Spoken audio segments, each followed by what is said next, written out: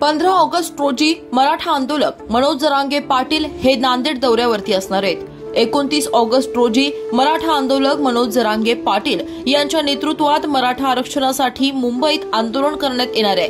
त्या अनुषंगाने नियोजनाचा आढावा घेण्यासाठी 15 ऑगस्ट रोजी मनोज जरांगे पाटील हे नांदेड जिल्ह्याच्या दौऱ्यावर आहेत। जरांगे पाटील यांच्या दौऱ्यानिमित्तानं नांदेडमध्ये बैठकीचं आयोजन करण्यात आलं होतं। नांदेड जिल्ह्यात ठिकठिकाणी चावडी बैठका सुद्धा घेण्यात आल्या।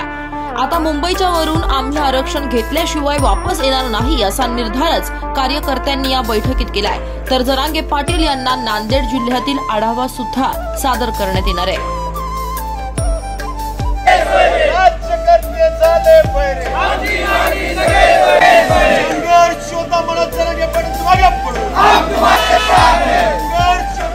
विजयनगर मध्ये मंगल करतात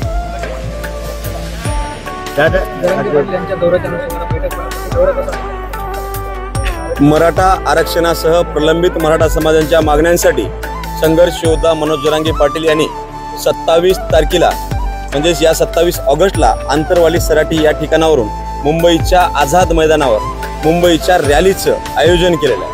महाराष्ट्रातील अखंड मराठा समाजाने या रॅलीला प्रचंड प्रतिसाद देण्यासाठी गावागावामध्ये चावडी बैठकीचं आयोजन या ठिकाणी सुरुवात केली। परंतु जरांगे पाटील हे आढावा घेण्यासाठी दिनांक 15 ऑगस्टला नांदेड शहरामध्ये दाखल होणार आहेत।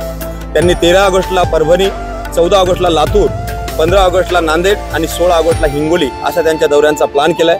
15 ऑगस्टला दादा नांदेडमध्ये आल्याच्या नंतर नांदेड जिल्ह्यातील 16 तालुक्यांचा त्यांनी आढावा घेणार आहेत की 29 तारखेच्या आंदोलनामध्ये नांदेड जिल्ह्यातून किती मराठा बांधव येणार, काय काय जय्यत तयारी झाली, या सगळ्या गोष्टीच्या आढावा बैठकीसाठी 15 तारखेच्या अनुषंगानं आज सकल मराठा समाज नांदेड जिल्ह्याच्या वतीनं त्या ठिकाणी बैठक बोलवण्यात आली होती।